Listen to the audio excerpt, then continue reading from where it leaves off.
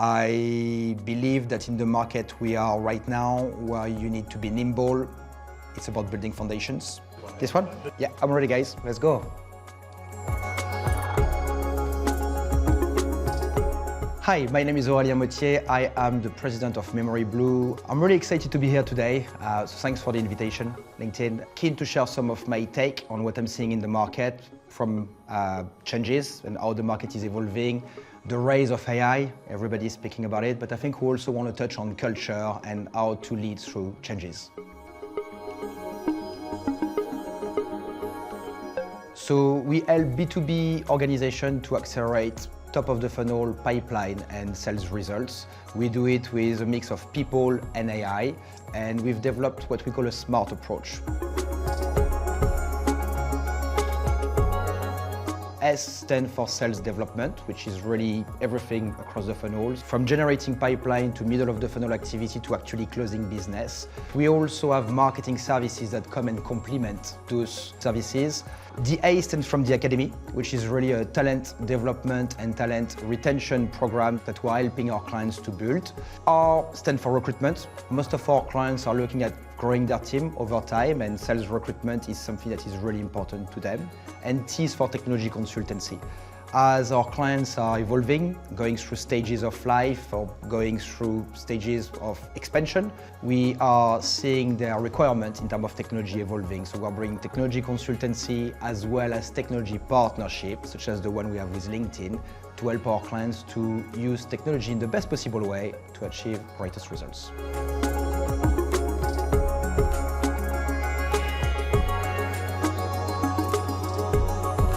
So buyers today are evolving very quickly, and we need to adapt. Most of the new buyers are millennials. I am a millennial. What a millennial do, they don't really like to be cold calls. They don't really like to be sold to. They like to do their own research. They like to bring that sort of Amazon customer or consumer, shall I say, relationship to their B2B buying behaviors. Now, how do you adapt to it? Number one, you need to create high-value marketing content. And it's very important for that content to be ungated. Make it easy for them to access. And most importantly, do it across medium. Some people like to read a blog post. Some people would like to read a long white paper. Some people would prefer a podcast. So it's really important to go across medium. The other thing that I'm really big on at the moment is SEO versus LLMO. Okay, so I think everybody knows what SEO is, search engine optimization. LLMO stands for large language machine optimization. And that's basically how do you get found on ChatGPT, Perplexity, Gemini, or the LLM, large language model. The data that we are saying is that 40% of the 60% millennials that are part of our buyer community are doing their first level of research through LLM. So if you are not indexed, if your content cannot be found, if your competitors are better than you at LLMO, you will be losing all those leads. The last part is to look at the different places where you need to be active. You need to be where they are. Peer-to-peer reviews are really important. G2 Clutch, you need to be present. Get your clients to give review about their experience working with your services. Glassdoor for your employees is really important. Are your employees happy? Are you offering a good working environment? All those places offer those buyers the possibility to have an inside view into your business, so be present there. LinkedIn is a fantastic platform, thought leadership platform. Get your exec to put some content out there that is thoughtful and helpful. Don't be vanilla, but don't be the guy who is believing in conspiracy theories. You've got to find the right middle where you deliver value without being too much, and LinkedIn is a great platform for that.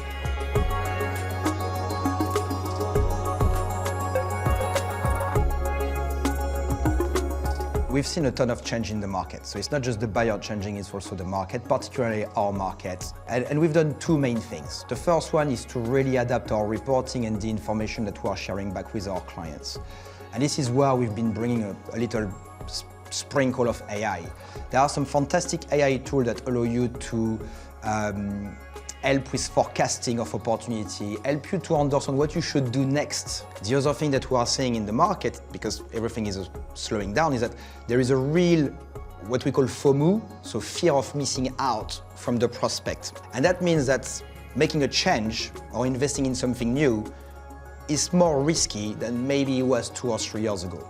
So that middle of the funnel type of selling, it's not just about getting their interest, but it's convincing them that there is no risk moving forward with you. And that's where AI can really come and help.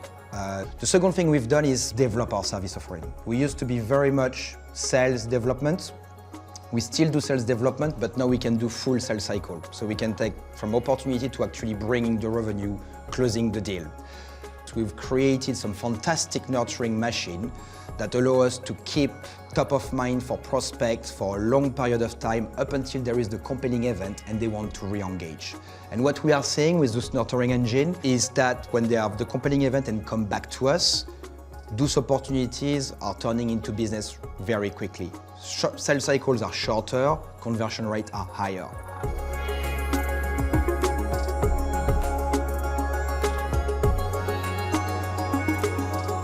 Building trust is critical, and you've got lots of different ways to go about it. Number one, and since we are in the LinkedIn offices today, be present on platforms like LinkedIn. You need to bring something of value, and that content is really important. Be present on the customer advocacy platform, G2, Clutch. Those platforms are key because they are allowing your customer to share their experience of using your services and products. Think about, again, the consumer way of buying. You would look at how many reviews and how many stars. That's my consumer behavior that I'm bringing in the B2B world. Then you've got communities, lots of Slack communities that some of them I would like to be part of and I'm not allowed. Some of them I'm part of and I try to bring value. Again, it's a little bit like the LinkedIn thought leadership content. Do not be pompous. Do not try to sell to people. You are in this platform to help, not to sell. And the last part, which is really close to my heart, is physical events. It's a great platform to break bread with an existing customer. It's a great opportunity to meet with partners or people you would like to partner with, and you create better relationships, stronger relationship. What we try to do is not only go to those events, but also try to bring the community outside of the event, either for a lunch or for a dinner, and getting them to have a candid conversation about how do we actually get a share of voice, how do we get you to listen to us, how do we get in front of you, basically.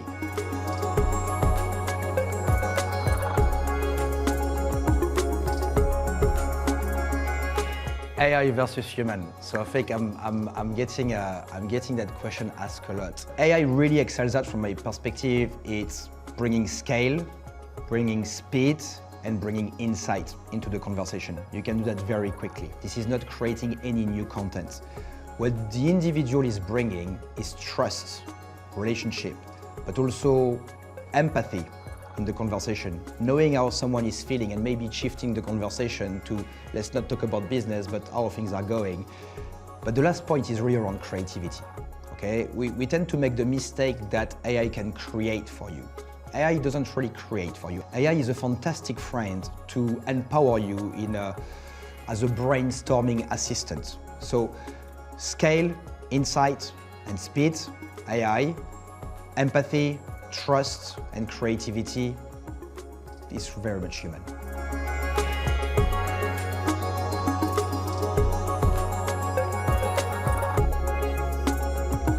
When you treat people with respect, give them opportunity, listen to them and show them that you actually care, what you get is people who are absolutely fantastic in front of your clients. They are truly happy, genuinely happy. They don't need to put a social mask to come to work. They feel free. You create safe spaces where people can speak about things. And sometimes you may be things that you may not want to hear as a leader, but it's better to hear about it versus someone going on Glassdoor and speaking about it in your back. So you've got to create the safe space for people to speak. That's the style that I decided to put in place. I want to lead by example. I want to work harder than the next person next to me. That's me. And I try to be really visible around that because I think the people who are working in the organization hopefully get inspired by the way myself and the leadership team are behaving. And that's critical to us. But we want to create the space where people can actually speak. We don't want to have political backstabbing in the office and that sort of stuff. So radical candor is really something that we also brought in to cut through the noise, have honest conversation, get people to get together. And sometimes, yeah, there may be a little bit of an heated conversation, but there is always a handshake or a hug at the end of it and a decision that is made at the back of it. And that's better than just brushing issues under the carpet.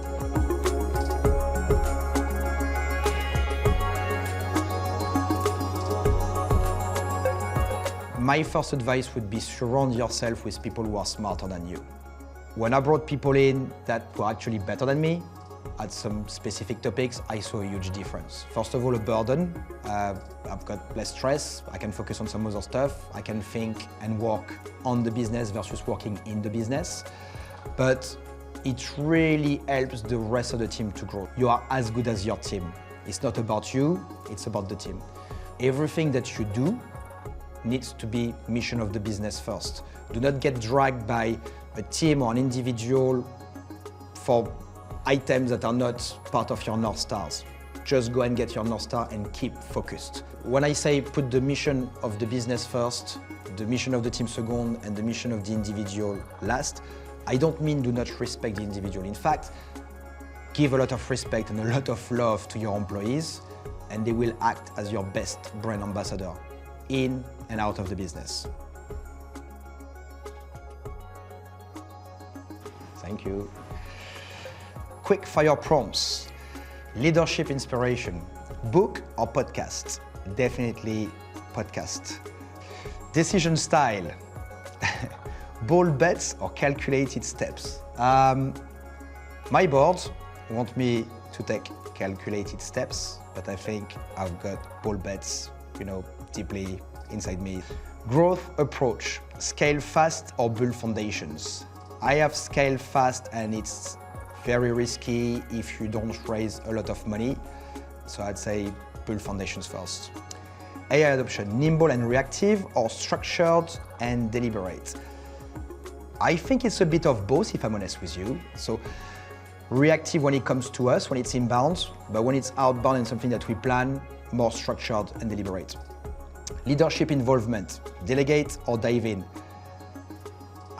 I'm a dive in person, but I should delegate a little bit more, really. Market strategy, risky first mover or fast follower? Never gonna be a follower. So we're gonna be risky and we're gonna be the first move. I don't like following others. Team focus, culture first or performance first? Oh, that's a tough one. I would say a culture of performance. Innovation strategy, innovate internally or partner externally? Initially it's been innovate internally, but I think we will do more and more of external partnering for innovation moving forward.